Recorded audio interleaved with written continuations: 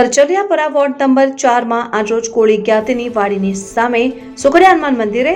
સ્વચ્છતા સેવા કાર્યક્રમ અંતર્ગત ધારાસભ્ય શ્રી શીજલબેન પંડ્યા તેમજ વોર્ડ નગરસેવક શ્રી ભરતભાઈ ચુડાસમા, વોર્ડ નગરસેવક શ્રી ગોપાલભાઈ મકવાણા, વોર્ડ નગરસેવક શ્રી નીતાબેન બારૈયા, શિક્ષણ સમિતિ શ્રી સંજયભાઈ બારૈયા, શિવાભાઈ વાજા તેમજ આગેવાનો ઉપસ્થિત રહીને સ્વચ્છતા અભિયાન કાર્યક્રમનું આયોજન કર્યું।